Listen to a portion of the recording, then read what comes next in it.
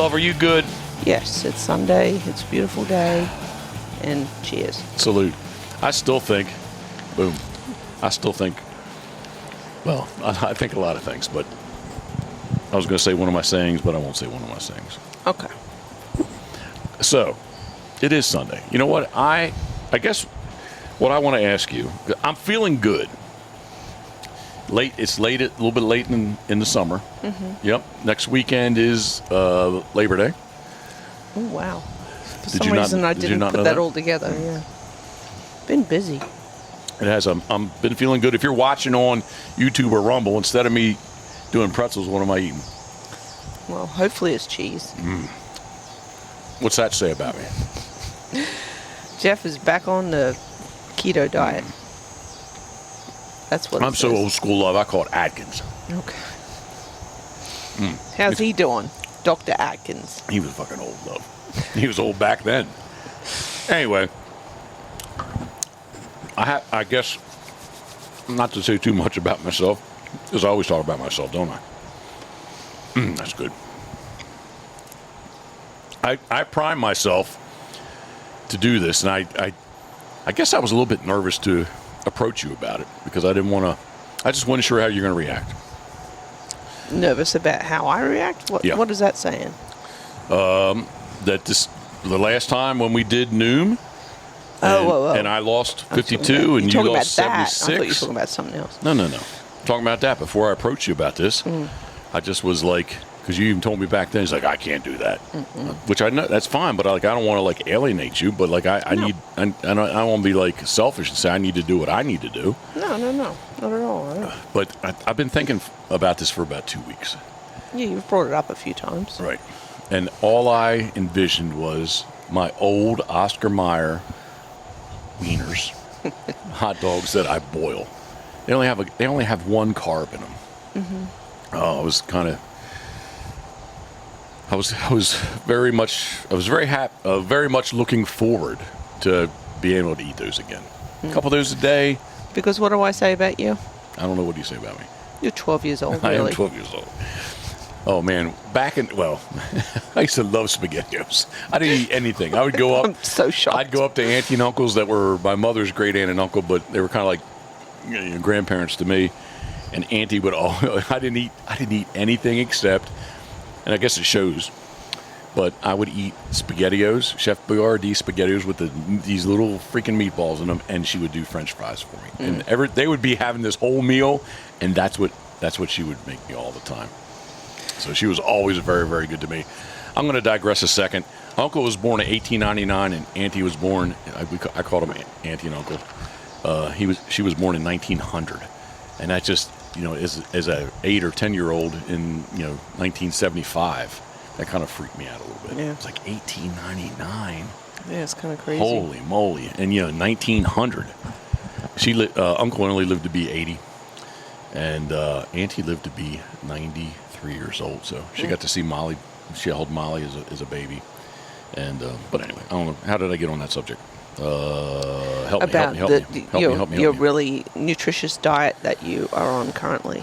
No, I don't think. How did I get off? Oh, yeah. Chef Boyardee. Yeah. But anyway, I'm feeling really good. It's late in the summer. Like I said, Labor Day is right around the corner. Scratch that.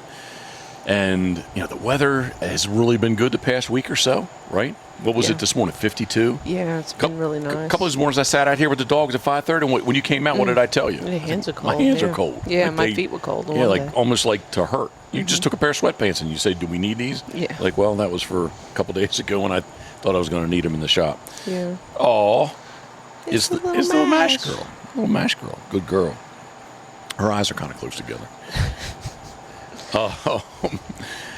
The weather's good. The dogs and pups generally are trending good. Well, we had success today. Yeah. Do I have a manic personality? Obsessive, I would say. Yeah, but I think my highs are really high and my lows are low. But when I'm low, I don't necessarily show it publicly. No. But I felt really bad yesterday. Yeah, it wasn't a good day. I went over to the farm early. Scoter did okay. She did okay. not bad, but nothing that made me feel super great. Proof is proof, and it wasn't like it was spectacular training in the morning. Not that I need to win, and I say that in the videos on Instagram currently, and or with you, I'll say, hey, I'll take that as a win. I just mean I'll take it as like a very positive thing. I don't mean that I won. If I was training with other people, like, hey, Scoter won. But like for me personally, I'll take that as a win. Yeah, a success. That was a success when I say win. But man, it came back, and well, first off, I tried to do Elmer over there, and one watermark, I didn't catch him. I didn't do my best NHL goalie impersonation as he comes out of the water, and he was gone. So I just got Rye out, and just threw fun bumpers for her so she could go swimming, and he was just a total ass. And then we came back and tried to work with him and Mash here. Yeah, introducing them to a duck. A duck. Yeah. So, and that said, we did. Proof knew it was. You maybe showed it to him. You went out there and threw it. He ran out, picked it up, and brought it back like without no any questions hesitation, asked, right? Like he'd done it 100 times in the past. Yeah, and if you want to see that video, it's on my personal Facebook as well as Pitboss Facebook and or Instagram at Pitboss Waterfowl, Pitboss Waterfowl. And then Mash ran out there, and she just balked at it. Yeah, she wanted nothing to do with it, and really Elmer was the same way, right? And I got angry at him, and I don't want to get angry at him, but I really felt myself getting angry, and I just felt yucky about it. Like, good speak. Yeah. Speak. It was not what we hoped, right? Because you kind of have this vision of we bred this these awesome dogs and everything's going to go smoothly, but they're dogs. And I guess from my ego standpoint, I envisioned. And this is the way I'm always about things. The way I envision something, and the actuality of how it truly is some often very, polar opposites. Like, not 180 degrees opposite. But polar maybe is not a good word because I've already said manicness. I just wondering what she was eating. Oh, but yeah, I kind of envisioned by October. They're force-fetched, and they're going to be force-fetched. Today is day 12 of hold. We have not forced it yet. But I really just kind of envisioned that there's 2 double juniors test weekends, and there's a couple other single juniors. I just assumed we would have 3 junior hunters by October, and or by the time we went to PEI. And I just don't see that's not going to happen. Not for all 3. No. I think Proof was, I think Proof can do it. Our best chance. Yeah. So am I wrongly? Am I holding the other 2 to a higher standard? They just turned 6 weeks, 3 days. 6 months. 6 months, excuse me. Thank you. I get my months and my weeks because I'm dyslexic. I get them confused. I flip-flop them quite often. I do. But am I wrongly holding the other 2 at only 6 months old? Am I wrongly holding the other 2 to a different standard? Or am I holding them to a higher standard, but maybe I shouldn't be? Right? And or I'm sure I don't want to put words in your mouth, but I'm sure you're going to say, well, and I agree with you. Mash is behind just because she broke her foot at 8 weeks, so she definitely is behind. Was it 8? No, it was 12. I think 12 weeks? No, it was when Jeff and Judy were here. Yeah, 8 she weeks. wasn't 8 weeks. No, it wasn't quite 8. It was a little bit beyond that. Anyway, sorry. Okay. Go on. Doesn't matter. Maybe. I'm sorry. You know what? You're right. I'm thinking. I thought they left at 7 weeks. They left at 8 weeks, and Jeff and Judy were here the following week. So yes, I would say. Okay. I would say that they were 9. Or she was 9 weeks when she broke her foot. Okay. I said 8 weeks, but that's But anyway, so she's behind the ball a little bit there, and then Elmer's doing this thing where he just is a total ass. Well, go ahead and speak. Okay. No, and ask because he's not doing what you want to do, but he's out there. He's just having fun. He's a young dog, and he's just enjoying picking up stuff and running around with it. Doesn't mean he wants to bring it back because it is the object of desire, and he doesn't want to share. Well, this cheese is really good. Enjoy. Thank you. You know what I've been thinking about Proof, which I haven't shared with you? What? Like, Proof has been different from the get-go, and he, like, when the others were all running around like ding-dongs, chasing each other, tackling, doing puppy play, we would find him. He would be in the crate sleeping. Like he slept a lot more, and didn't interact as much with everyone else. So I kind of wonder whether. And he was a super slow eater. Yeah, and he. No, that was Elmer. Elmer was a super slow eater. Are you sure? Yeah. All right, I'm sorry. Oh yeah, 3 a.m. Yeah, I'm sure. Whoa. Well, wait a minute. Who did you just say slept in the? Oh, Proof. Yeah. Proof. Yes. So Proof. Yeah. Kind of had a different 100%. upbringing, not by us, by his choice, because, he chose to just go sleep because this dog, he's a freaking horse, and he was itchy all the time, and apparently this itchiness, he didn't have a skin issue, but he was just growing so fast. His skin was itchy. He slept a lot. It's just like a friend of ours just said, their teenage son that grew so quickly. He's older now, but in his teenage years, he slept all the time just because of the growth that they're going through. And I kind of wonder if that's attributed to the way he is versus the other two right now who played like ding-dongs growing up. Yes, but Elmer T, I don't want to repeat the story because I say it all the time, but Elmer T was up. He if somebody said yes, early on, he would not be with us, and then we did that one video with him retrieving because he was a retriever. Yeah, like he was better than the rest of them, right? Yeah. Mm-hmm. And put it out there. Nobody really said anything, and then we said, well, between us, we're keeping him. And then people, had two people say, well, I'll take him. Yeah. It's like, no, we already decided. We decided. We're keeping him. We're crazy. We're going to have 3 puppies instead. That's another whole topic we can talk about, having 3 litter mates at the same time. But anyway, I guess if Proof is a junior hunter in the next month, 6 weeks, potentially, he'll be the youngest junior hunter I've had. I did not run coot back in the day in junior hunter. I didn't force fetch her until she was 13 months old, and instantly ran her in junior hunter. And kind of the same thing. I did force fetch. We did force fetch Scoter earlier, but she didn't run her first test till 14 months old. So a little bit more, a little age, a little maturity. Yeah. Am I holding the pups, the 3 pups, to the past standards of what dogs, our dogs have done? I don't know. I'm asking. I mean, I do think you have that in you, in that you visualize stuff and you expect it to go the way you have visualized it, and you have a hard time adjusting, to changes. Because I'm manic? No, it's because you want it to go the way you want it to go. The other thing is, each day I get older, and man, I don't know I'm going to be here next month. I definitely want to be here next month, but there's no guarantee I will be. Right. So we got to get this shit done now. Right? Yeah. I don't want to, I don't know. We'll see. I just want them to, I just want to be able to live comfortably with 3 crazy puppies. Well, I would think once we get into that, after a year old, a little age. Yeah, they're gonna chill out a little bit, just like Scoter did, right? They're not horrible. No, they're I not. don't want to say that they're horrible. No, but they are work. It's times 3. Yeah. Whatever yeah. Whatever the craziness is, it's times 3. So we're not complaining because it was our choice. Yeah, we love each of them. No, 100%. All right, I did make some notes this time. Okay. So I want to switch gears. Not switch gears. I just want to move on from that topic. So we're going to see how they do. So that said, from yesterday.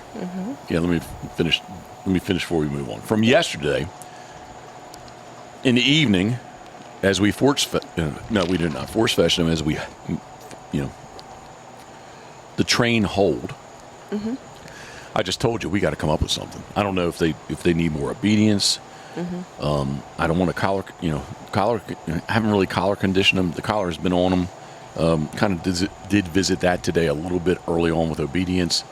So they're not officially collar conditioned, and they're not officially force fetched. They're not officially collar conditioned. The only thing I can say they're officially is 6 months old. Right? 100%, right? Officially black lab puppies that are 6 months old.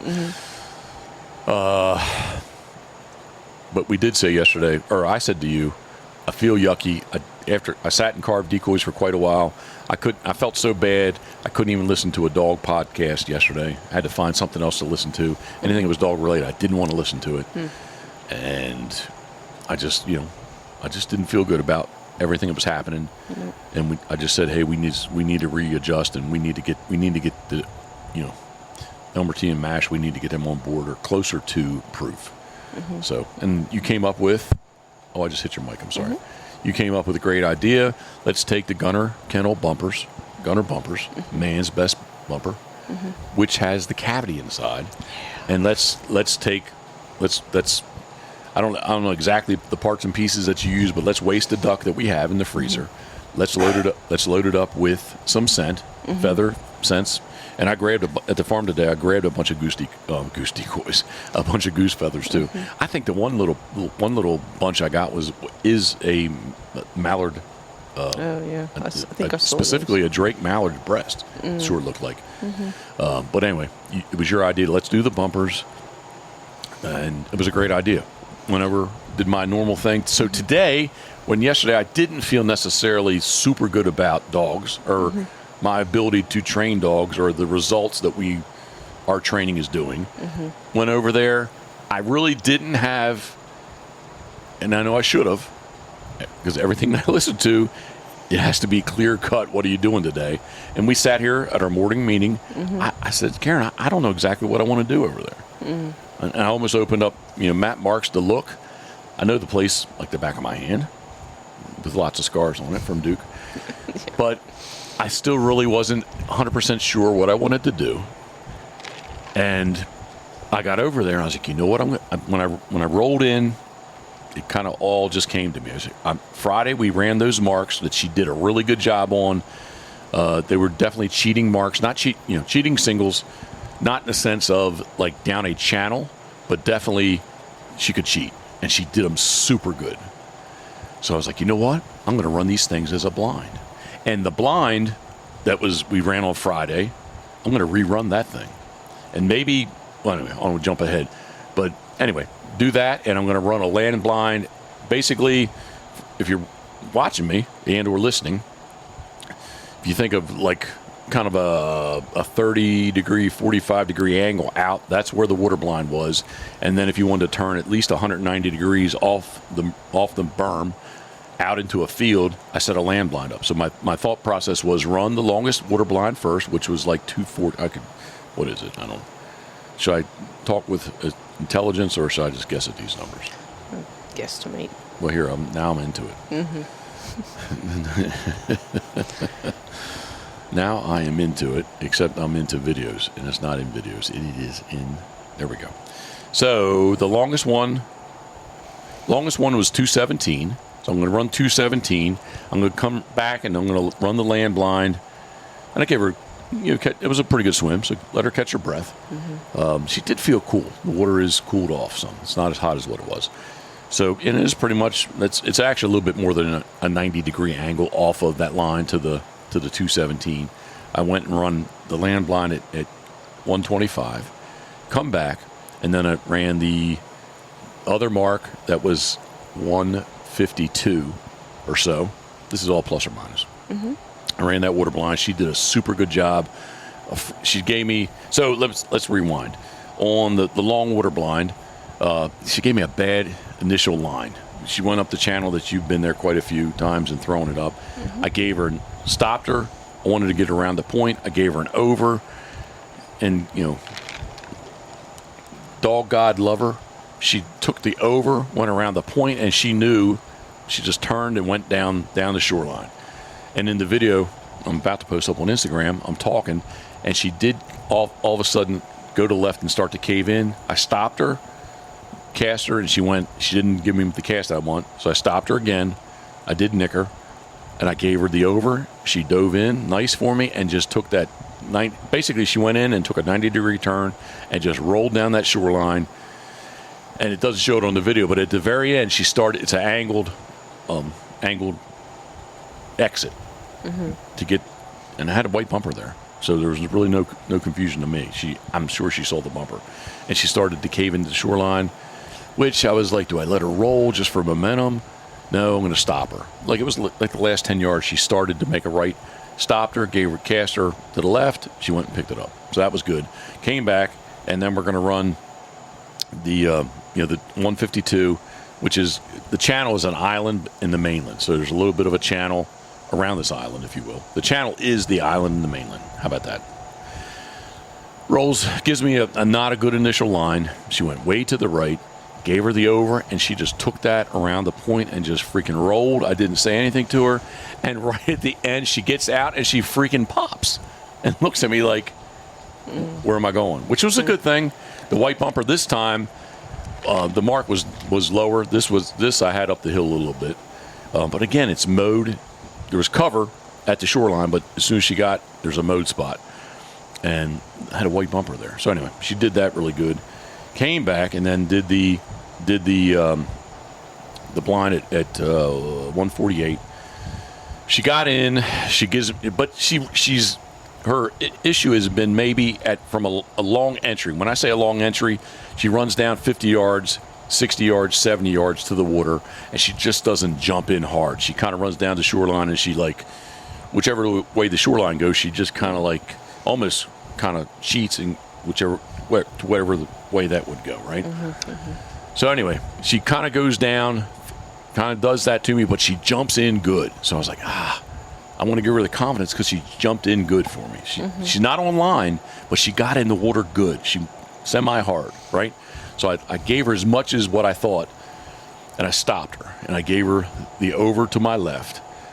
And she did it, she took it, and she got out, and there is a mowed strip there. Not purposely, but there's a mowed strip there, and she got up on it. She's rolling. It's really tight to a tree and an old goose blind. She's rolling. All this is the tree and the goose blind is to her left. She's rolling, and I was like, do I need this this little piece of skinny water she's got to jump in. And like, do I stop her? I watched somebody the other day stop their dog when I thought the dog was going to jump in, and he stopped her, and then he's like, I messed up. I should have let her roll. So anyway, my thought process was if she didn't get in, I was going to use attrition, call her back, and then cast her again. Man, she went down with her conscience, jumped in, and she jumped in fat for me.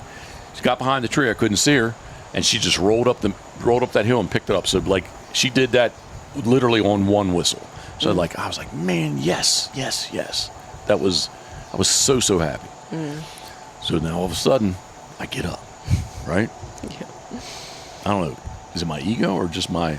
No, it's your confidence. I think that would be for anyone. Like, you know. Yeah.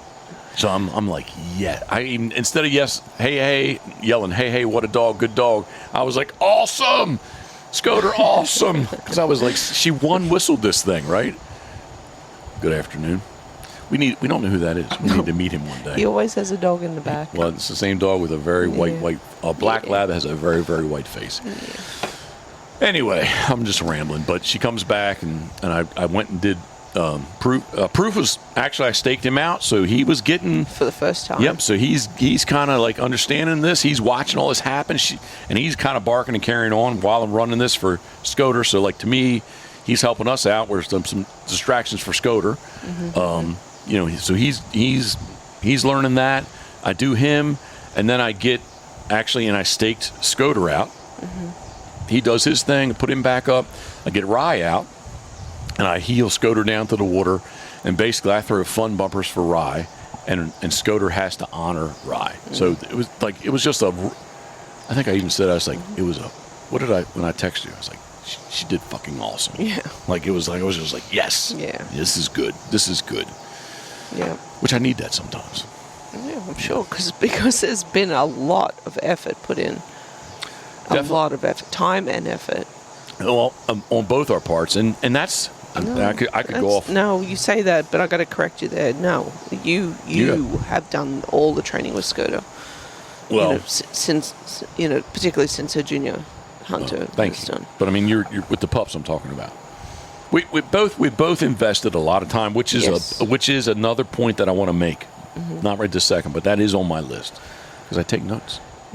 I didn't take notes. I made notes. Excuse me. Well, I was treadmill and Jeff was writing notes. Yeah. I'm proud of you for doing that too. So. Wish it would make a difference, but whatever. If you want to come to the dark side and see what I'm doing. I watch you eating that cheese. My mouth is watering. You want a little bite? I can't. Okay, I'm sorry. I didn't mean to do it. I didn't mean it like that. I'm sorry. Yeah, I have a whole pile of broccoli in there I need to eat. With cheese on it? That would be awesome.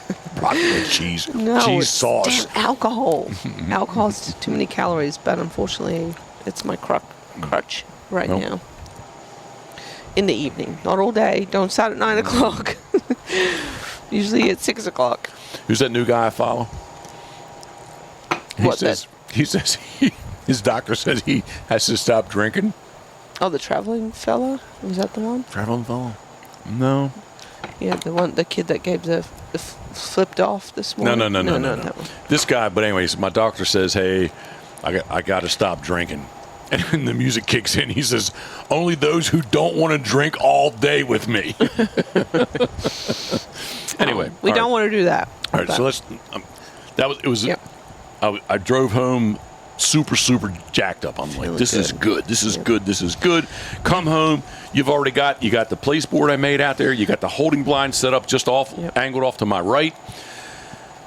Because we have a little, and it's going to get bigger. Yep. We have a mini Pitboss training grounds. Junior hunter training grounds. Yep. Yard work. This is where all the yard work happens. Yep. Has happened. We've only done one dog with yard work. we did do Rye a little bit. Yes, before anything was here, I did. Yes, I did do before back she to the became pot. pregnant. Yeah. Yeah, that's true. Oh, well, I'm talking about even before anything was built here. But yes, when we were doing Scoter back February, March, yes, we did run. Did a lot in this yard. Yeah. So anyway, I was very proud of you. Thank you. As I drove in, I was like, fuck, Karen is on board with this shit. Yeah, she is on board, and she knows. Yeah. Well, she's like thinking ahead of me. Succeed. She's thinking ahead. Well, Proof is going to succeed. They're all going to succeed. But I rolled in and come up Peerless Road. I turned. I was like, fuck yeah. She's got it. I've said fuck quite a few times, which I usually don't. No. Well, I did try to. Jeff keeps wanting to put the decoy silhouettes out, and we used to have them out when the pups were when they were little, and they would. They did like to chew on them. Yeah, they would. Yeah, in place. But now the ground is so hard. We just haven't had any rain, and it took a lot of effort to get 5 in the ground. I turn around and 3 are ripped out. 4 don't have any bills anymore. To that point, over at the farm, I have a 5-pound sledgehammer, mini sledge, that I pounded in the stakeout pole, post, whatever you want, pole, peg, pole. Yeah. I don't know. They're nice though. The top pivots around it. Anyway. Proof almost pulled it out of the ground. Yeah. But I was like, I'm pounding. The ground's very hard.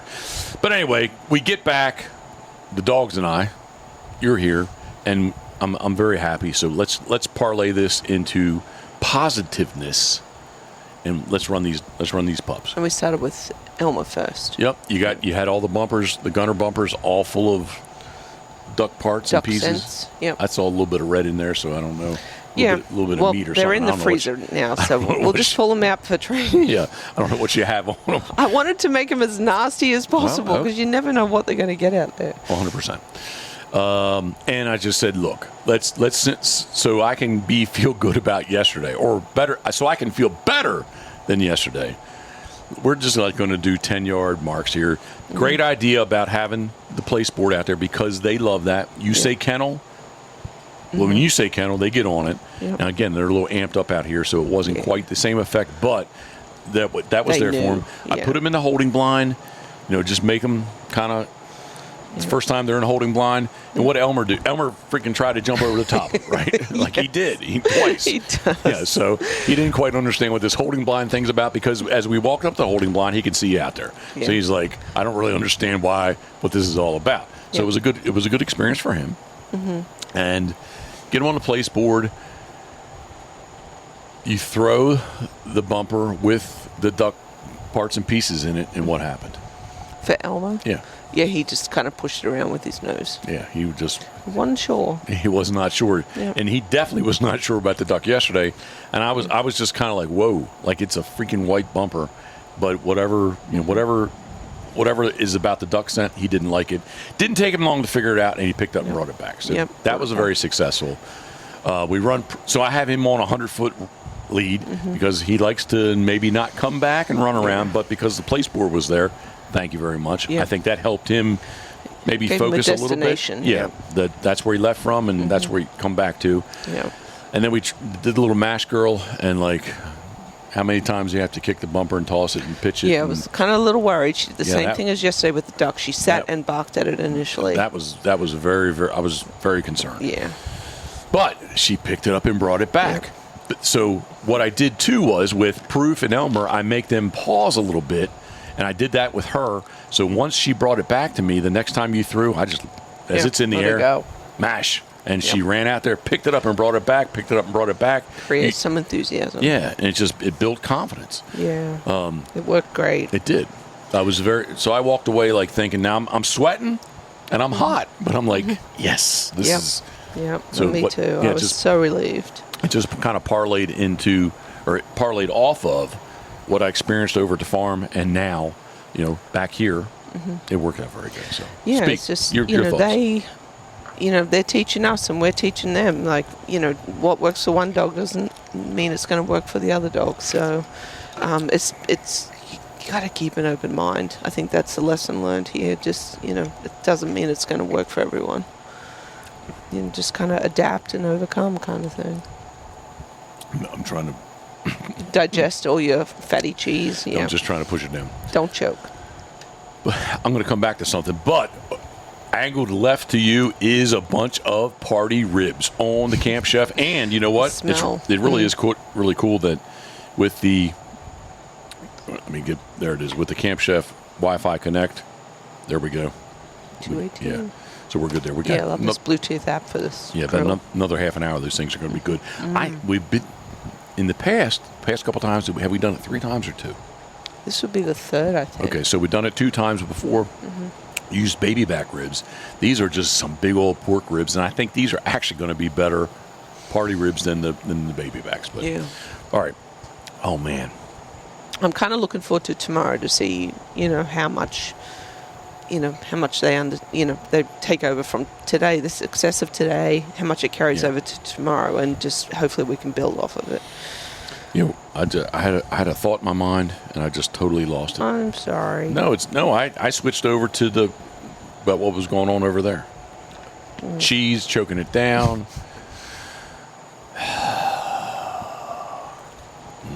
My mind, man. This is what happens when you get old. I think it's you. I think I have CRS. Me too, I know that for sure. Can't remember shit, but I do remember some things. I don't forget everything. But I used to say that, and now it's like, I guess it comes full circle. The pups. I don't know. I do not know. All right, maybe it'll come back to me. But anyway, I just parlayed what happened here with all 3 pups. I just felt really, really good. You went. I don't know what I was going to say. You went and got on the treadmill. I cut the ribs up, and we put them on. Party ribs. If you do not know what party ribs are, just Google party ribs. We've done a couple of videos on it ourselves, but this is. Are we ever going to do ribs any other way? I don't think so. Yeah, party ribs are the way to go. It's honestly they're Oh. Okay, good. go. No, Before you forget, please. No, I already remembered. But you talk about the ribs, and I'm good to go. I am good for a half an hour. I'll remember this. The party ribs. I mean, I think that they're tastier. We have kind of tried to cut down a little bit on the calories, so we're not doing exactly what we did the first time.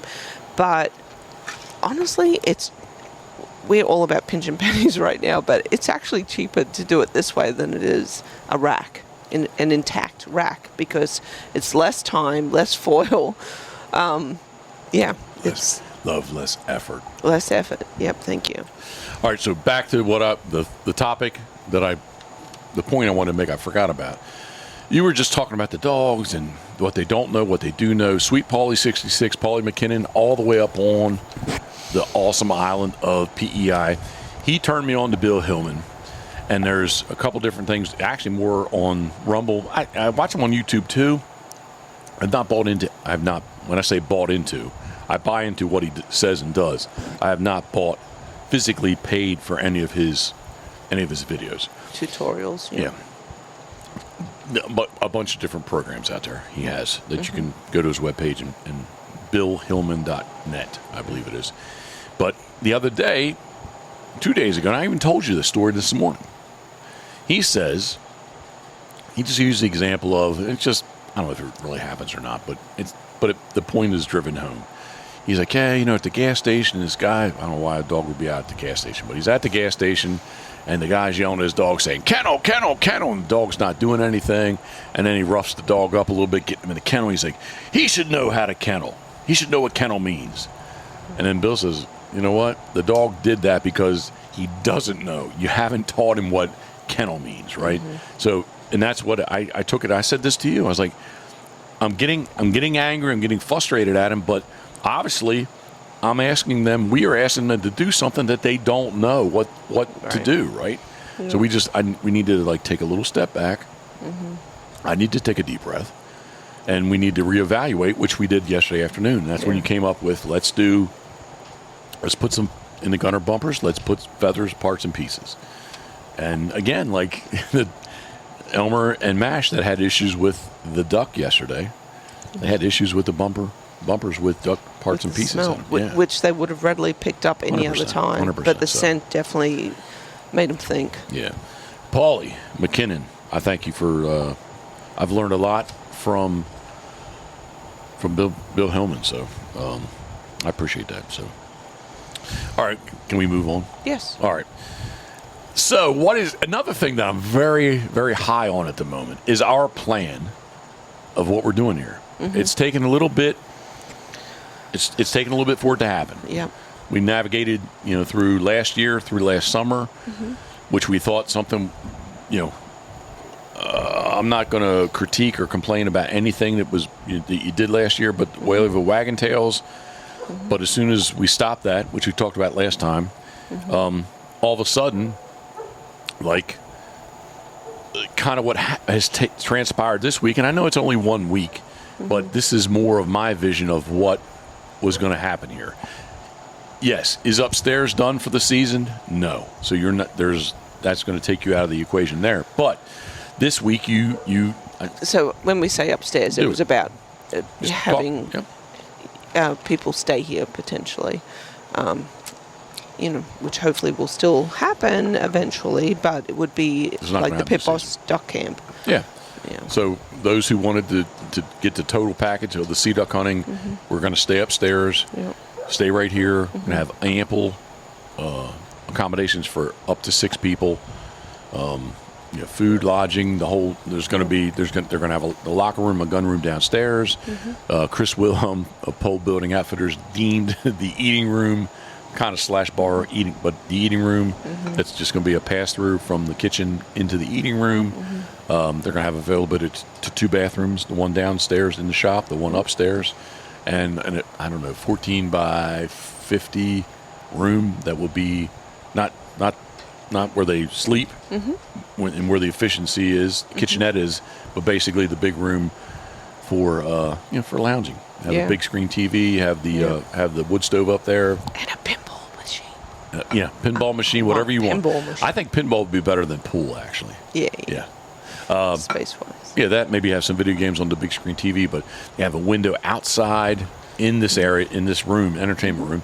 They have a window outside. They could look out to my right, and then they also have 2 windows that they would look inside, mm-hmm. see the world's largest duck boat and all the stuff, decoys and all the stuff that's going on there. Still a dream. Yes, and it's going to happen, but it's just a little bit slower than the way I envisioned it, and the reality is it's just a little bit slower. So, but what happened this week is you took over. I gave you the con, and said just do this, do the decoys, do this. My little financial plan, I just wanted you to initiate what I thought, a year and a half ago, when we said, hey, quit your job. Mm-hmm. What I envisioned, it kind of really did kick in this week, right? Yeah, it kind of by default, I guess. Well, I won't say by default. It's just that it's the, what's the word, maturation? Is that a word? Maturation? Yeah, I think maturation. What word am I trying to say? I don't know. Maturation. Again, I'm just dyslexic, so. And I have been drinking maybe just a little bit. Maturation process? I don't know. It's like the feeling out process. Hey, you're going to do, I was all on board with you doing Rover. Mm-hmm. And then doing Whale of a Wagon Tails and dog sitting. And like maybe, I think it's maturation. Okay. Anyway, whatever the process is, it's just taken us 12 months to figure out what the path to get to what I thought was going to happen. And I was happy with you to do what you wanted to do there. It wasn't exactly what I had planned in my mind, but that's what you wanted to do, and I want you to be happy. Okay. What? What's wrong? No, it's fine. So I readjusted your mic, but this week you took over and did an awesome job. You took over Constant Contact. Yeah, well, we've succeeded in at least putting out one newsletter. Well, you're going to succeed further because you had the mindset from all your managerial skills for how many years? Yep. Yeah. To do all that kind of stuff. Yeah, and I think I texted you the other morning, like, I'm just really proud, and this is what I envisioned way back in the day, and I wasn't going to make issue that it wasn't. Last year wasn't exactly the way I thought, but this is exactly what I wanted to happen. So. Yeah, I think everything happens for a reason. Yep. It honestly, is what I believe, because I don't know that you truly knew how to let go a year ago.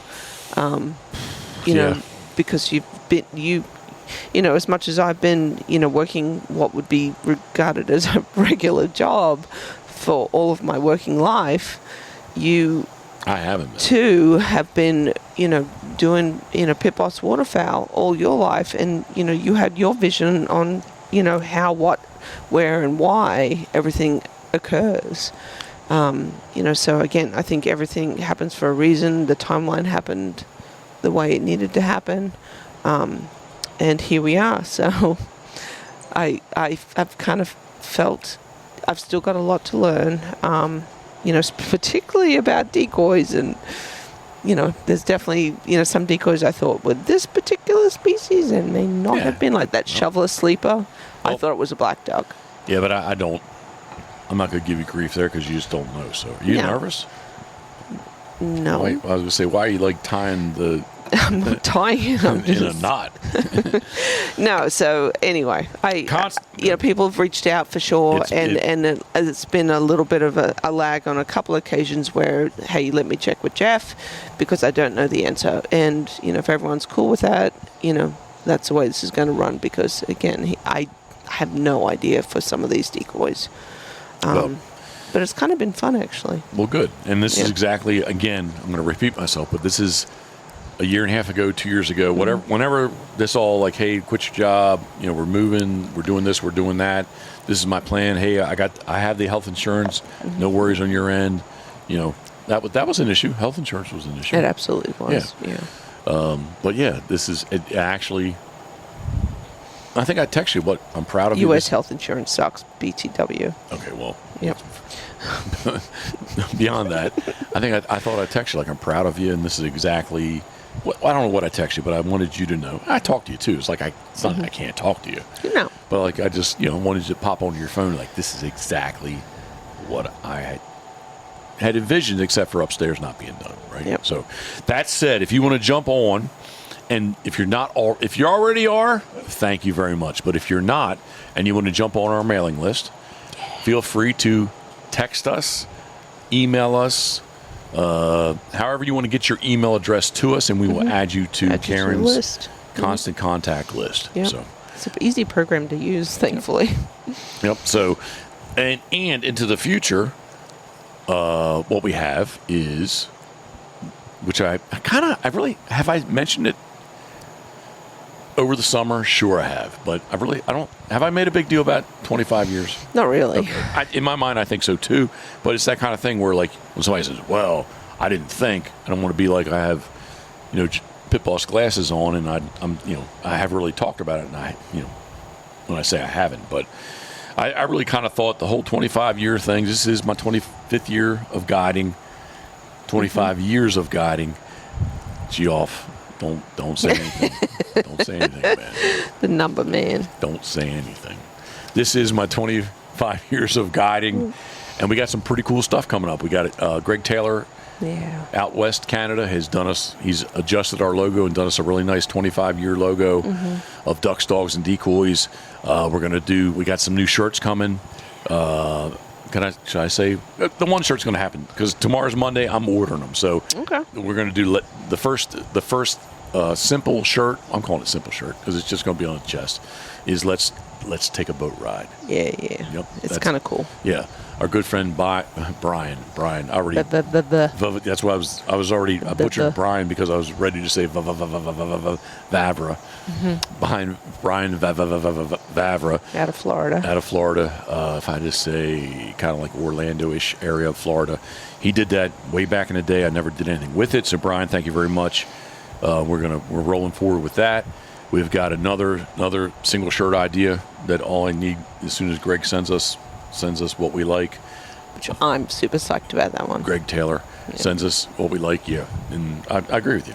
We're going to roll with that, and then we have basically more of, I don't want to say the same thing that we've done, but more of our standard, chest, center chest, and rear back. We've got those coming too.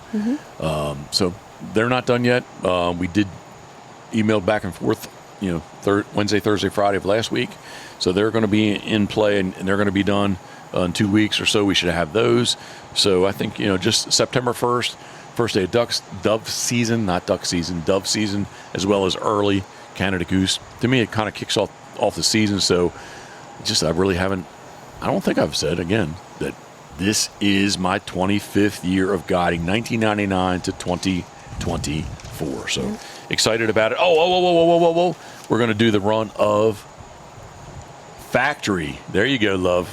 Paulie thinking who we are. Factory Yeti. I have four Yeti SKUs picked out that I like, so we're going to see how that works out. Our very good friends at Molly's Place are helping us out with that. They have a great relationship with Yeti, so we're going to do a run of Yetis, and we may even do. We have some friends in North Carolina that we may even do another shirt. The different process we need to make sure. I've always had stuff silk screened, screen printed, silk screen, whatever you want to call it, whatever that process is. So that is. We're going to have something done there too. So if we're only going to do a short run of those, if it does go over well, you and I will wear them, and it just dies. But if it goes over well, and people are interested in getting them, we'll do a different run and make sure we have all the sizes that we need. So that's really kind of all I got. Sunday, Sunday's been a great day. We got 12 more days to train Scoter. 12 more training days before her first senior hunter as well as master hunter. So, again, I'm manic. Some days I'm like, she's going to fucking kill it, smack it, nail it. And then other days like, holy shit, what am I doing? Well, I mean, obviously it doesn't matter to her whether she, passes or not, but, obviously it matters to you. But, again, as long as she's having fun with it, keep going. Well, she definitely loves retrieving. Oh my gosh! It's what she follows Jeffrey in the morning because the routine is, they go training in the morning. She will not let him out of her sight in the morning. And who else is on board? The proof man. He knows it too. He does not want to. I didn't take him yesterday. Oh, he was mad. Yes, didn't take him yesterday because we took Elmer. And he was. As soon as I came back, he came in and he was all over me. Like what the hell? They love it. They really love it. All right, love, this is the Pitboss Podcast, brought to you, I don't know what episode it is, brought to you by our very good friends at Molly's Place Sporting Goods, mymollys.com, MYMOLLYS.com. It is Molly's Outdoor Festival, September 20, 21, and 22. Molly's is easily found on Route 213 in Kennedyville, Maryland. I'm going to be painting. You're going to be there, aren't you? I hope so. We're just going to find somewhere to stay. To some aspect that you'll be there. Maybe not every day, but I really want to try to pull off. They're expanding their anniversary sale weekend to an outdoor show. It's kind of cool. I'm actually happy for them for that because I think it'll bring more interest. Yep. Nick Castiglione of Cedar Swamp Gun and Decoys. He lives in Millington. He's right there. It's not a big travel for him, but I know he's going to be set up there doing decoys. Pat Vincenti may be there. Yeah. Pat Vincenti may be there. That's cool. Which I hope he is. Pat, I don't think Pat listens to this, but if he is, please get there. And I'm going to be there. I was going to be there anyway. But I think all the green wing teal that we have, I think I'm going to try to attempt to paint them on site there. So how many vehicles are we taking? That's what I thought about. I was like, how do I get? I think the F350 needs to go. Yeah, so all the decoys the teal can kind of sit on their own. Yep. But they're going to be kind of primed and ready to go. Yeah. Right. Okay. So they're not. It's not going to be just totally from scratch painting them. They're definitely going to be sealed. The bottoms are going to have paint on them that's cured. So they're going to be hard that way, cured that way, I should say. Hard that way. Maybe that doesn't sound right. Did it? Hard. I like the hard that way. You like the hard that way? All right. Stop. You brought it up. What am I talking about? What? Stop. You let me into that Stop. one. Well, you should have said stop the first time I said hard that way. It was my lead. Now I'm telling you to stop. All right, I'll stop. Anyway, they'll be cured. They won't be hard. They'll be cured so that I can continue to paint them. I think I can easily pull off, the tails, rumps, tails, primaries, secondaries, and the gray. Gray, first coat of gray, as well as the second coat of gray combed out. Dry brush that, as well as get into the press. Maybe the heads won't be done. You know what I just thought of? What? We should gauge a little bit of interest on a decoy carving lesson. I've had other people already tell me that they've been following along, and Jeff is a good teacher, so I think it would be good. I really want to have Tom Matus for the first official decoy. Tommy. Tom Matus, all the way, world champion carver, all the way from Boise, Idaho. But I like that. Potato Land, right? Well, much like PEI. Yep. All right, you took me off the track. Sorry. Oh, so Molly's. It's just going to be it's going to be a great weekend. They have a Thursday night event. I think it's like their 500 top customers, kind of a VIP evening. Yeah. And then Friday, Saturday, Sunday is the actual outdoor Maryland Outdoor Show. So anyway, it's going to be good. If you want more information, I think you can get them. Follow them on Instagram already, Facebook. They're posting up stuff already. I've shared some of their things about this, the Maryland Outdoor Festival. But again, get to mymollys.com. There's going to be mymollys.com, mymollys.com.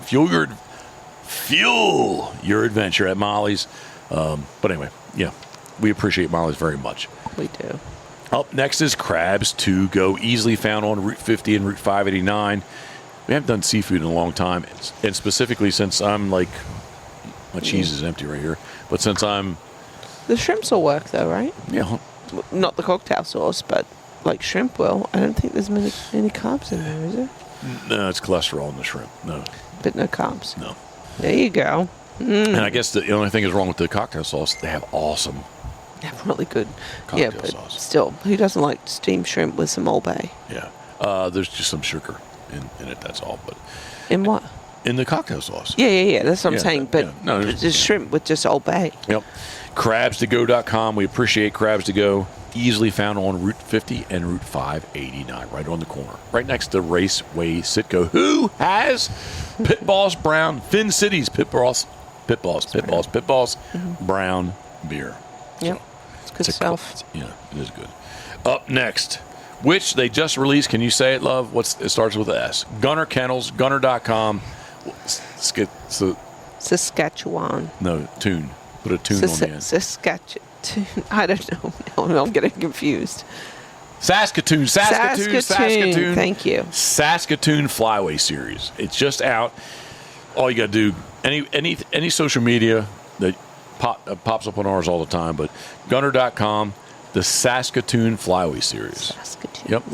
Last year was the Susquehanna Flyway Series for the Atlantic Flyway, and then they jumped out because they've done all the U.S. flyways. Now they went up to Canada. So, yep, and Saskatoon. It's cream, like an off-white with a black door. Or else it's white, snow white. Snow geese, snow white, cold. Yeah. I've not seen one physically in hand, so I can't tell you. No, but I like it. Gunner Kennels, man's best kennel, man's best bumper. Absolutely. Gunner. Yes, gunner.com. Loved one of the videos today. You said it's the world's best bumper. It truly is. It is the world's best bumper, especially for puppies. It's man's best bumper, love. But Not the world's I would best. say world's. Okay. And I agree with you. I had to cut that out. I couldn't use that part. What? Because you said it. Yeah, it's the world's best the farm. world's. I said, hey, it's the world's best farm. No, because you say man's, whatever. I call it world's. All right, up next, we talked about Blowing me off. No, I'm not. Up next, we talked about getting the world's largest duck boat in shape and ready to go because it really has been sitting pretty much idle since February 1st. Yeah. Yep. But anyway, Yep. duckwaterboats.com. Punishing the Docks and Rocks, Steve Hoover. Thank you very much. New Philadelphia, Ohio. Man, I don't know what the process is called. I should. But anyway, basically it's a poly poured flooring. Oh, I saw like that. the chunks and parts and pieces, Yeah, right? it looked good. It did look good. And that's what he just became a dealer for that, so he's doing that. I actually reached out to the Maryland dealer to see about getting the world's largest duck boat done. Mm-hmm. And you wouldn't have the mats down? No. That'd be a lot easier to hose out. I agree with you. I just had had this conversation with Surf Scooter the other day. But before you do that, you know what you need? I need to do a lot of things. You need to do the motor. Well, it's going to get done. Thorns Marine takes care of it. No. What is it called? I don't know. The GPS motor. Oh, you're talking. Yeah. You're talking about the Rodan spot lock. Yeah. That's what you need. So the flooring, and I'm not complaining because just like we need to make money, but it's $25 a foot, and that's just at the moment. And it's this conversation I had with Surf Scooter the other day. Like, man, dude, like you're getting a new boat. Like, that's a lot of money. Yeah. His boat's not as big as ours. How much would it end up costing us? Sorry. No, now I need to. No, you're smart. I'm not. I need to figure it out real quick. So the boat is basically the floor. The floor in the 32 is it's 25 feet by, let's just say 6. Plus there's shelves. So that's 150 times 25. It's 3750, love. Man. Right? I knew you wouldn't green stamp that one, green light it. No, we'll have to deal All right. with the mats for a little longer. Yeah, the mats. I don't have the issue with the mats. Yes, if we had that flooring, Greg Steen and his bow fishing boat, he got it done from the Maryland guys. It's great. Magic bow fishing. But I don't know. I'm pushing 4,000. That's not even really the shelves too. I'd have the shelves done. It's going to be easily $4,000. No, we need to get our downspout. Yeah, 100%. Situation fixed. That's a topic for another day. Anyway, Duck Water Boats, Steve Hoover, New Philadelphia, Ohio. Up next is Duck Blind Bistro, the ultimate outdoor oven. I know they had a great weekend. I've not talked Where'd they go? to the Delta Waterfowl Expo. I said they had a great weekend at the Delta Waterfowl Expo. I'm not physically talking to them, but I know they had a great weekend there. Check them out at duckblindbistro.com. If you want to, use the code PITBOSS, PITBOSS5. You'll save yourself. Yes, it's only 5%, but you know what? If you don't pay full price and send me the 5%. Yeah, there you Karen go. Karen could definitely I'll be down with that. She'll definitely be ready to spend it. So Spend? No, save. Oh, whatever. Love, I like to spend money. Oh, you're the spender, yeah. Absolutely. Anyway, it is the ultimate outdoor oven. It is duckblindbistro.com. Hey. That was Mark. Yeah. Duckblindbistro.com, the ultimate outdoor oven. They are going to be here in the first split in October, so we'll get some good content. Yeah, we'll get some good content there. Up next, which I did use yesterday in the carving room, is Turtlebox. Turtleboxaudio.com. Live loud, but that's their tagline. I think it should be the ultimate Bluetooth speaker. So we love a Turtlebox.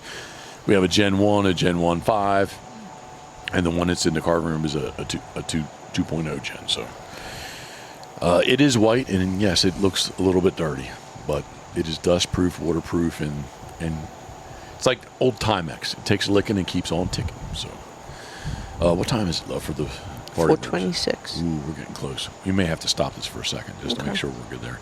Or just turn her down. Should I just turn her down? Yeah. Okay. On your Bluetooth app. Yes. It's very cool. It is. Oops. That's on X. There we go. Here we go. Temp. Hit temp. I'm going to go down to 175. Sure. Okay. Confirm. There we go. It's confirmed. Done. Turtleboxaudio.com. Everybody at Turtlebox, thank you very much. Up next, which we enjoyed this morning, it is Pitboss's Duck Boat Dark, the Dirty Duck coffee. If your coffee sucks, it ain't the duck. They have been super, super busy. Is there a show tour? I guess maybe it's what people call it, the outdoor show tour. They are vendor tour. Yeah. They are everywhere doing this. Yeah. They have. I say it every time. We need to get more of the cinnamon teal. Yeah, we will. I would enjoy that. As soon as the temps drop off a little bit, good. Yeah. I think it'd be good. They have a great line of product. If you don't like the Duck Boat Dark, no problems. They have a coffee that fits your palate. And if you go to their webpage and at checkout, use the code PITBOSS, PITBOSS 10, you will save yourself 10% on your entire purchase. So, dirtyduckcoffee.com. Whaleyville Wagon Tails is on hold at the moment. I won't say it's been dissolved yet, because you're still going to take care of your very good local clientele. My regular pooches. Yep. So, Whaleyville Wagon Tails is on hold. So that is, again, I won't repeat myself, but you are in the decoy mode and constant contact mode. So we have a lot of decoy for sale. Yeah. So if you're interested to know what we have, where we should put your phone number. I think we'll put it down in the description so people can. I think mine's there. Yes, mine is there. Sure, we'll put yours there too. So we'll update that. So, and lastly, self-promotingly, I can't say it's shameless, but self-promotingly, Pitboss Waterfowl. We are booked this year, but we are now booking for the 2025-26 Maryland waterfowl season, in which we target SeaDucks. So, which this year is the 25th year. Next year will be the 26th year. Yep. So, of just straight up guiding. Yes, guiding. Yep. Guiding full time. Yep. Because I've 25 years. Yep. Yeah, but I've I guess I'm going to start to be the really old guy. How many years have I duck hunted, do you think? My guess? Yeah, I know. Well, you already know? Well, because you have told me, but... Oh, I'm sorry. Yeah, but, thinking about your age and all, I mean... I'm still young, all right? To me, you are. I'm a young old guy? Yeah. All right, yeah, thank you. 12. But, I mean, actuality of, you actually duck hunting because I'm not going to remember his name. I'm sorry. Thank you. Yep. So, he was a big part of this, 100%. But he taught you a lot in the preceding 25 years. We would not be doing this podcast if I didn't meet Donald Hughes. Yep. 100%. You never say never, but never. I would not be doing it. So in total, you've been hunting for what? 30. What?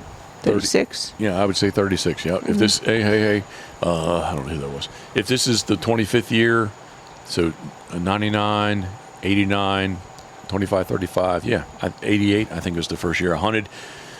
I said this in a podcast the other night, not ours, obviously, but I said it was on the Punisher podcast, and younger guys don't, and maybe girls too, but definitely younger guys don't believe me when I say to them, the very first time I bought a Maryland hunting license, duck season was 30 days long, and it was a 3-bird limit. And they're like, what are you talking about?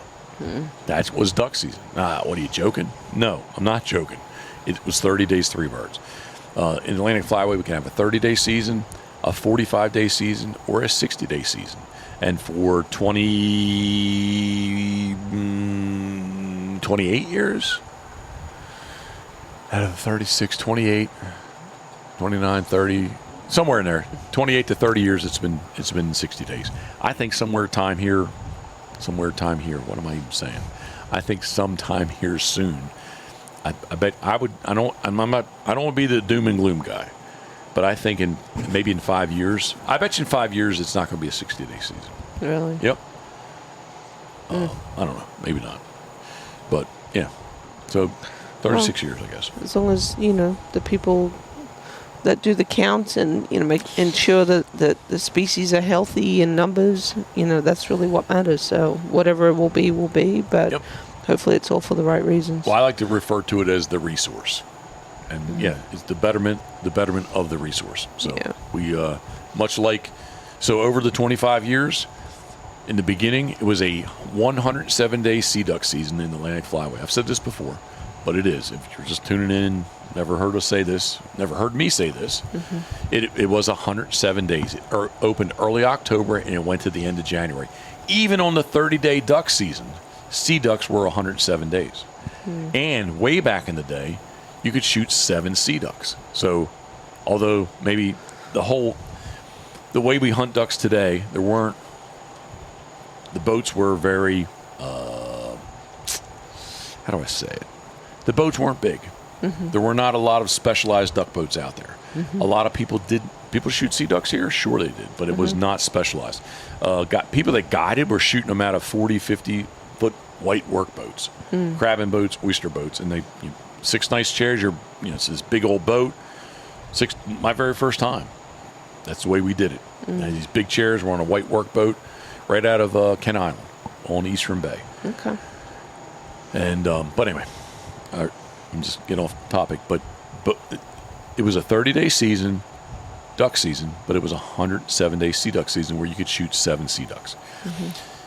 Through the process of more people doing it, Maryland and or the federal frameworks.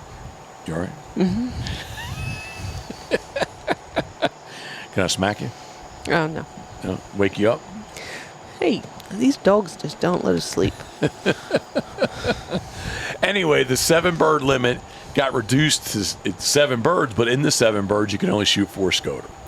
So went for many years, and a very good friend of mine at the state level kept telling me, hey, Jeff, just heads up, the special SeaDuck season is going away. So just give you a heads up. I think it was a good 8 years. Each year I check in with him. Are we good? He says, you're good.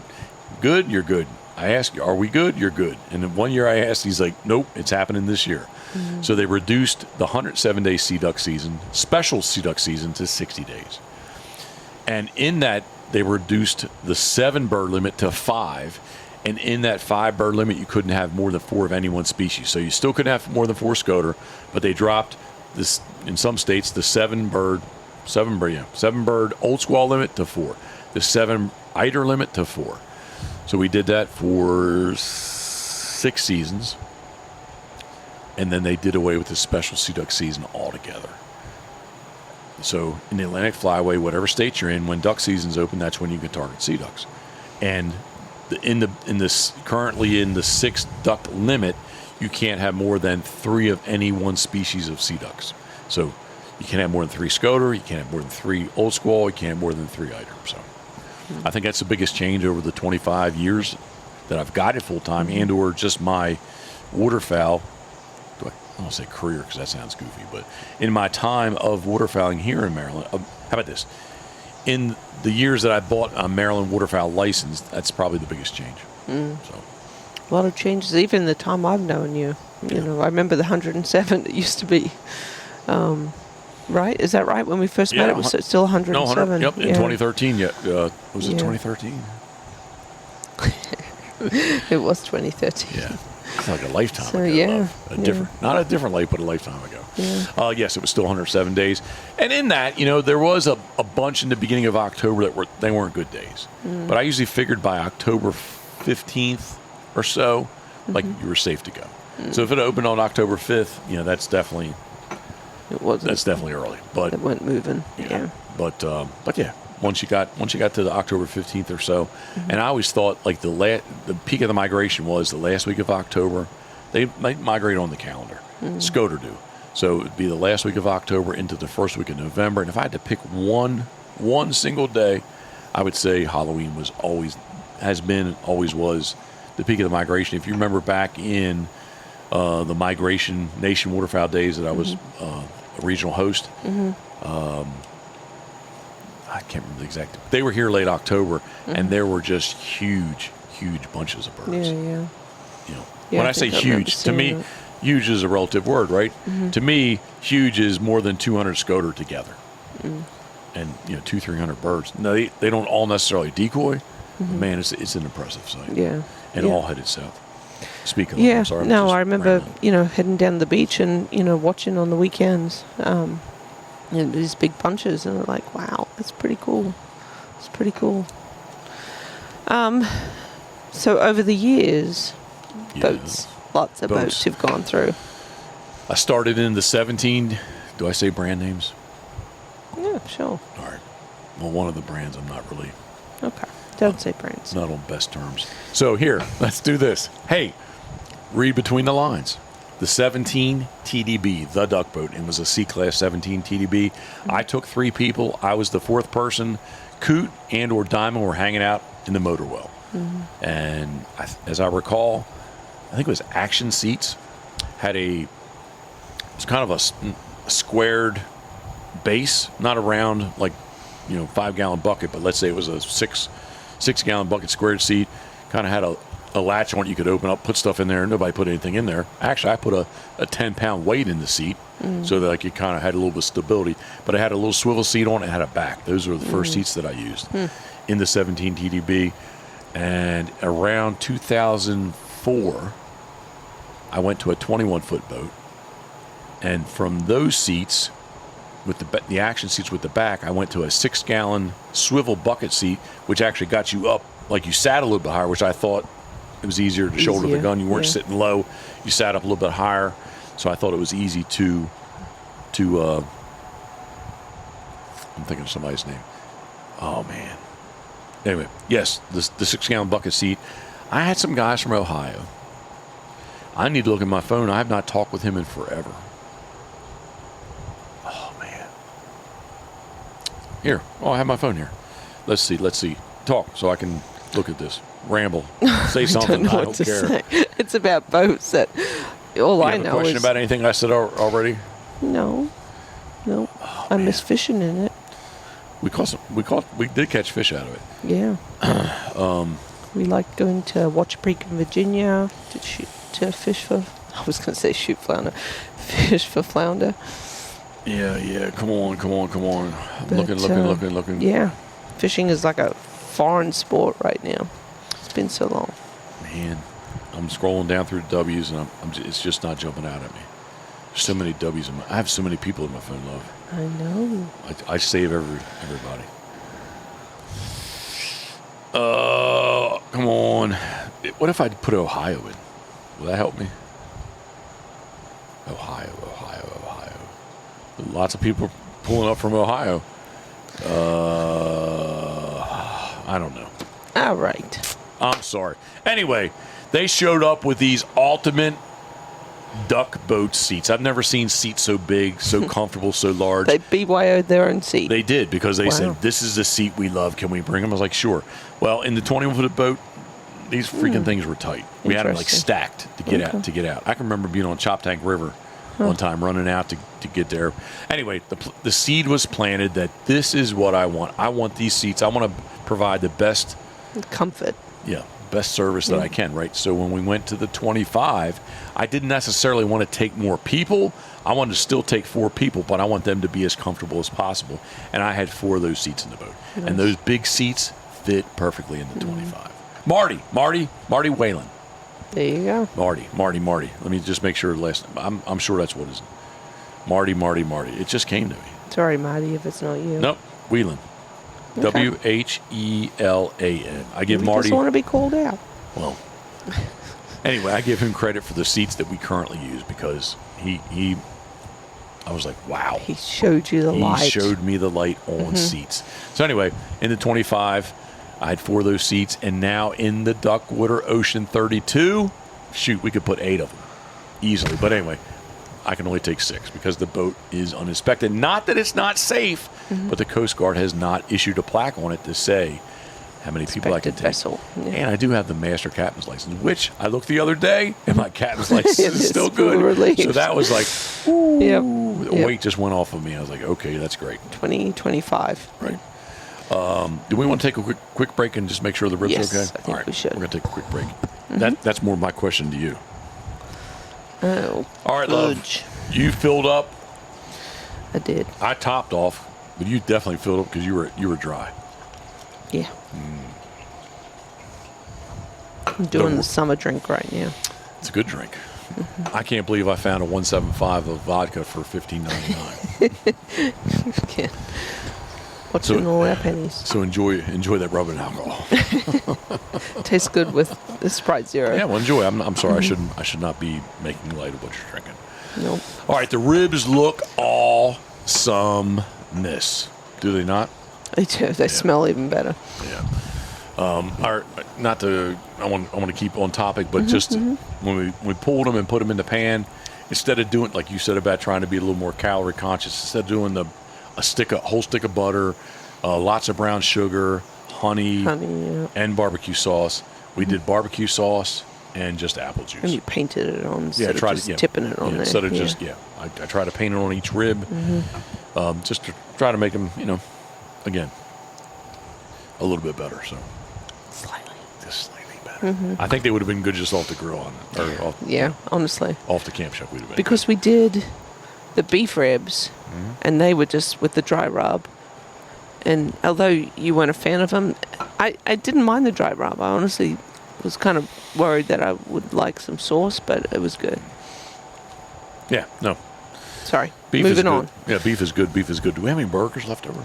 One. I'll have that for breakfast tomorrow. Okay. In my protein, I don't know, whatever I'm trying Overload. to say. All right. Love. Yes. Am I in the waterfowl industry? Are you in the waterfowl? What is? See, I think yes. Yes, you are. So do we sell a shirt, a hat? We're going to sell some Yetis. Do we sell decoys? Yes. Like, I just don't see myself. I don't know. I just don't see. I don't know what industry. The word industry throws me off. Okay. I think you're the epitome of. Really? Yeah. Well, again, I did. The Punisher had their 200th episode the other night.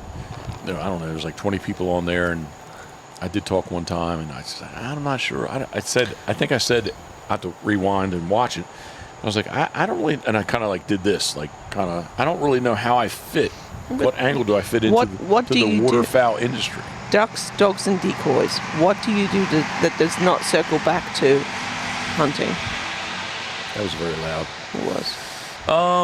No, it does, but like I don't think I'm like, I don't know. To me, the industry is like brands. All the big, and you name me a waterfowl brand. Am I a waterfowl brand? Yeah. Okay, well if that's the case, then I guess I am.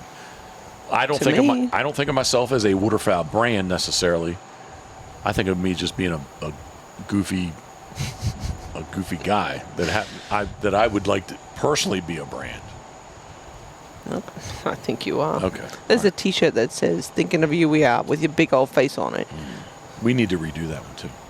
Okay. I think we could do that. I need to play with that and just do it like one color. Okay. Is it on your back? No, on this shirt. No.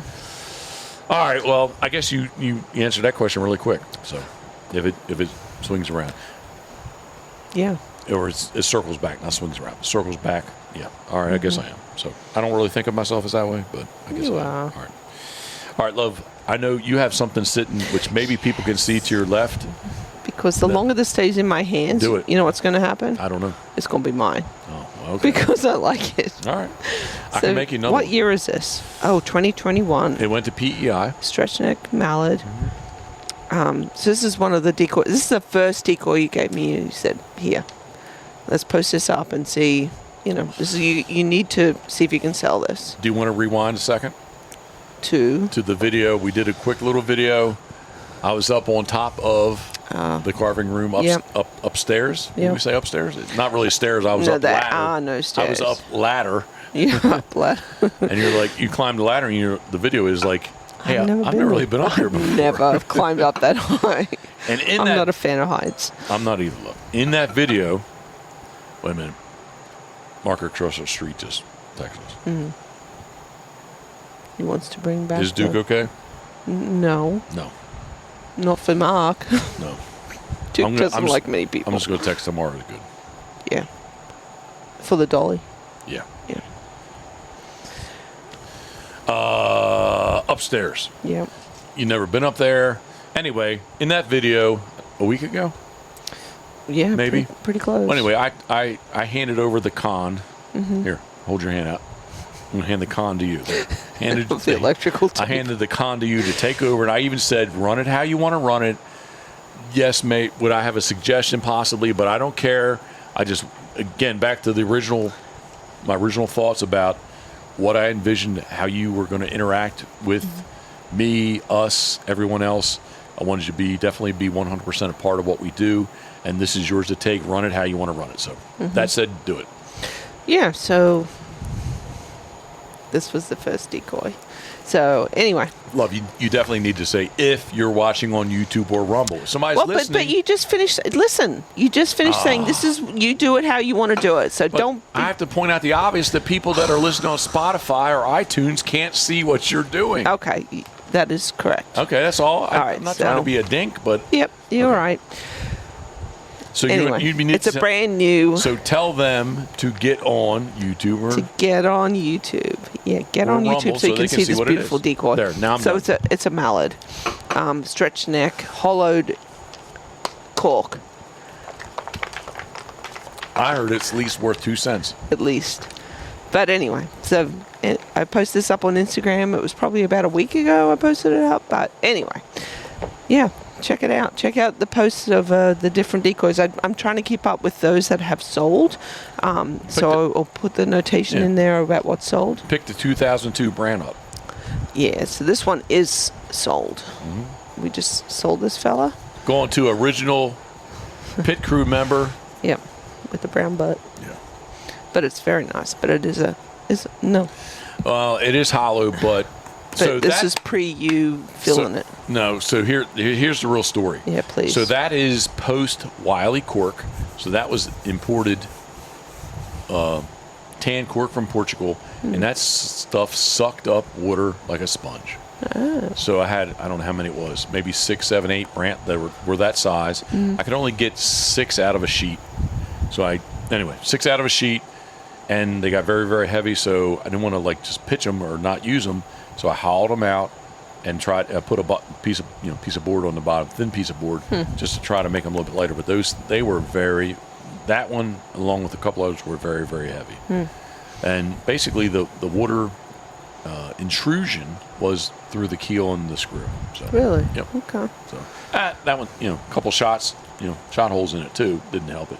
But yeah, I got off. I sidetracked. So you've got a lot of decoys that you're selling. Well, you have got a lot of decoys that I'm trying to sell, yes. So, yeah, check them out. But if there's something that you're interested in that we haven't posted up, at least ask. Because there's a good chance that, Jeff has obviously carved a lot, but there's a lot in his collection that what the heck were you going to do with all these decoys you bought over the years? Some of them are in the early 90s, mid 90s. I was just I didn't have a lot of decoys then. Now I do. Yeah. How many years later? A lot. A lot. 28 years later, 25 years later. Yeah. And it's definitely it's nice to display your collection. But the problem is a lot of these haven't seen the light of day. Yes. Pat Vincenti reached out to me last year when we did the Waterfowl sidewalk sale. He's like, hey, man, you having a fire sale or what? I was like, Pat, I said, there are birds that I have of yours that are very near and dear to my heart. Yes? Yeah. Yes. For your 50th. Yes. There's birds that I'm not getting rid of. I said, but, for instance, I have a 1996 ringneck that I got there was a Hartford Community College play that we went to with Molly. Not we, but went to with Molly. And they had these baskets of cheer thing, and this basket had a decoy in it. And the woman I just wanted the decoy, probably a $5 ticket. And, there I was like, hey, are you into decoys? She's like, nope. I said, I'll give you $40 for that decoy. She said, awesome. So I was like, Pat, I have a 1996 ringneck I put in a bag that has been in a bag for 28 years. Yeah. Right? My math's not good because I'm dyslexic, but. So I was like, yeah, man, I have a lot of stuff that, it just doesn't, no offense, it doesn't mean a whole lot to me. There's other birds of yours I have that do mean a lot. The Scoter, they mean a lot to me. Harlequin, all the miniatures I have from Pat. Miniatures out, though. Yeah, well, because he did one every year, right? So yeah, that stuff does make that does mean something to me. But there's some birds I have of yours that, no offense, but I don't really have a connection to or attraction to. No, you were in collection mode. Yeah. Well, they were inexpensive. I guess maybe they weren't inexpensive at the time, relatively speaking. But in today's terms, they were inexpensive. I was like, yeah, man. I actually really all upper base style. Yes, all upper Chesapeake Bay style. And I guess if you really want to say like, hey, why did you do this, Jeff? Because I thought I was in the mode that I need to have a full collection of Pat's birds. But I don't. And there's some beautiful birds. And I think decoys. The other day I found one. He did 250 blue geese. That I can't remember exactly the whole story, but somebody commissioned him to do 250 of them and had to sign some kind of agreement that he would never do a blue goose again. He regrets that, doing it, because then he couldn't make blue geese anymore. Oh, wow. But they're like from 1983. I have they were all numbered, came with a certificate. I think the one that we have is number 15. I don't want to get rid of that. Sure. Right? Yeah, but there's some other birds of Pat's that, again, like, just, no offense, Pat, I don't really have a connection to them. Yeah. And there's, a whole bunch of decoys that, in our old house over in Ocean Pines, that you had displayed out on the sun deck. Yep. And, you're not quite ready to part with those. No, I'm not. That's okay. But we went out there because I thought there was I thought there was 20 green-winged teal. I was like, Karen, 20 green-winged teal, that's too many. So let's go thin the herd. And we broke the bag out. I think it was like 10 or 12. Yeah, you're not quite ready. No, I'm like, some they of are them, really nice. I just don't want to get rid of them because they're like, some of them are from like 2000, 2001, 2002. Yep. One of them is a stretched head Drake green wing that it's Wiley Cork. I don't want Wiley Cork that means something to me. Maybe, I don't know, 10 years, 20 years if I'm alive, maybe it won't. But current day, I don't want to get rid of it. So that's okay. That's okay. But there's still a lot that you are, ready to pass along to the next collector that are super, super nice. Yep, 100%. So anyway, this is starting to grow on me. That's my problem, and I don't need to add to any of our stuff or collection. But because you remember last year in PEI, and Geoff said, Karen, what is it? What species would you really like to shoot? And I said, a mallard. Okay. You already shot the black duck that Rob retrieved. Yeah, that was cool. Yeah, this year, Barrett's goldeneye. I hope so. I'd like Scott to retrieve. That would be so awesome. I'd like Scott to retrieve him. So you may have Proofy to get the second one. Maybe if he's got his shit together. Yeah, we'll see. He's working hard. He really is. So Love, just in case that for that specific bird that was floated on the tidal salt on PEI. I think that Punisher Waterfowl was aboard that morning. It may have been the last morning that we hunted there. Okay. So that, I don't know, 3 years ago? I 2 think years ago? it's pretty cool. All right, Love. Anything else you'd like to say there? This is stretching out a little bit. We are stretching out a little bit. Yeah. It's fine.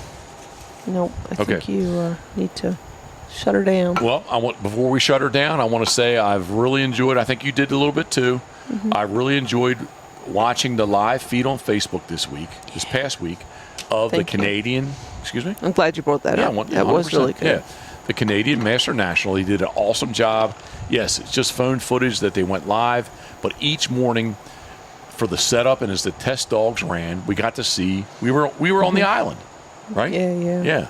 Man, the last Series 5 on Thursday, man, it was just so beautiful. Yeah. Not that the other series weren't, but it was this nice little piece of water that, like it just looked picture perfect. Yep. The sky was like zero humidity blue. Yeah. It even had like a pink sunrise. Yep. It was just gorgeous.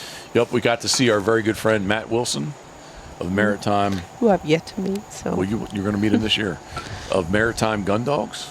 Maritime. I'm going to say Maritime. Yeah, I'm sorry to know. Matt, I'm sorry if I'm butchering that. Matt does own our old CPH topper. So it was kind of cool for him to get that. Six dog. It was an 8-foot bed, but it was a 6-hole topper. He and Walt Vesey came down. Booger was still alive. So Walt came down on that trip too? I didn't know that. Like last year when I said, hey, Walt, it's good to meet you. He's like, no. I hate when that happens. He's like, hey, it's good to meet you. He's like, No, we met. You've met a lot of people over the years. Yeah, but like honestly, and this is no offense to Walt, and I definitely told Geoff this. I know that. I just thought it was a much older gentleman. I would say Walt's younger than me. Well, my age or younger. Well, right? I follow him now. I would say you probably look about the same age. Okay, but I was thinking like whoever was with him was like 10 years older than me. So no offense that age, but I'm just saying I didn't think it was Walt. And if you recall at Shaw's, when he sat down that evening last year, when I was like, hey man, and when he came in, it was really good. He's like, no man, I was on Pintail when we got the topper. I'm like, fuck. You know what we need to do when we go up there this year? What? Invite him over for a beer. Okay. He and his wife. That would be cool. All right, so let me rewind myself back into the live feed that we got to see Matt Wilson run. Yeah, I think he had a dog enter 2, but he was the female test dog, so I'm pretty sure each morning he ran first. Yep. With his dog named Memphis, who did an awesome job, who Paulie says if she was entered, she would have passed. Really? She did a good job. Yep. And the second test dog that we got to see each morning was Paulie McKinnon's Jackson. Jaxie. Yep, Jaxie. I'm trying to think what his age is. He just, again, we said it last week. Is he had 3? a little bit younger than 3. Pushing 3. Definitely, he's a senior hunter. He needed one pass to enter, to get his title, master title, and enter the Master National. Yeah. The injury on his right front, I think it was. Yeah. Anyway, had injury of one of his front feet. Hindered his training. Kind of slowed him down, and he just, at the very end, Paulie was chasing it, and it just didn't work out. But it was great to see Matt Wilson as well as Paul McKinnon run both of their dogs as test dogs, and it kind of made us feel. I don't know. I'll speak for myself. It made me feel like I was there, specifically because I've been on the island anyway. Yeah. Right. Yeah. So. Yeah. No? I don't want to promote the island because I don't want any more people there. All right. But through all of this, the group text, Geoff and Paulie, myself. Paulie, if you're listening, which he says he listens to everyone. Now, I don't know, over an hour and a half into this, I'm not sure he's still listening. So, well, hopefully. Paul, you need to text me a thumbs up if you're still listening. We really enjoyed watching you guys. Yeah, 100%. And then the DUTV. Well, I love you didn't let me get there yet. All right, I want to make sure. I didn't get there yet. I'm trying to still do the Canadian Master National. Sorry. You jumped ahead. Well, I just want to make sure you didn't forget. That's all. All right. Anyway, Paulie, someday, like if we ever have a Master title dog, Paulie, you and I will run the Canadian Master National together one day. I don't know what province it'll be in. Don't know what year it'll be, but we will do that. It'll be fun. Awesome. Right? Okay. I hope so. Secondly, which you didn't let me get into. Wow, I just want to make sure. Hats off to Paulie promoting Prince Edward Island on DUTV. So we've already seen episode number 1. I guess episode number 2 will be out next week, I guess. But Canada goose hunting at its best. Black duck hunting at its best in a dry field. The early limits are 5 Canada geese, and the limits are always 6 ducks. And you can shoot, in that 6 ducks, you can shoot 6 black duck. So, Paulie, and I hope Geoff, I think it's rumored that we're going to see him in episode number 2. Okay. He's in the man cave getting interviewed, so I hope that happens. Oh, I hope so. Yep. So, all right, we are deep into this, love. Yeah, I love to be deep into things. You know what I'm saying? But we're going to pull the plug on this because those party ribs are. Yep. Eating temperature. 100%. If you're still listening, we appreciate. Hold your cup up, love. Salute to you. Cheers. I love you. Thank you very much. Yep. This has been the Pit Boss Podcast, brought to you by our very good friends at Molly's Place Sporting Goods. MyMolly's.com. Fuel your adventure, as well as Crabs to Go, Gunner Kennels, Duckwater Boats, Duck Blind Bistro, Turtle Box, and Dirty Duck Coffee, and Pitboss Waterfowl. Book it now for the 2025-26 Maryland Waterfowl season. So, woo! Here, turn that. Woo! There we go. Yours pegged more than mine on that one. So, we good? We're good. All right. Salute. I Cheers, appreciate love. you, love. Thank you very much. Thanks for your hard As work. always, we appreciate everybody tuning in, and thank you very much. Thinking of you, we are. Cheers.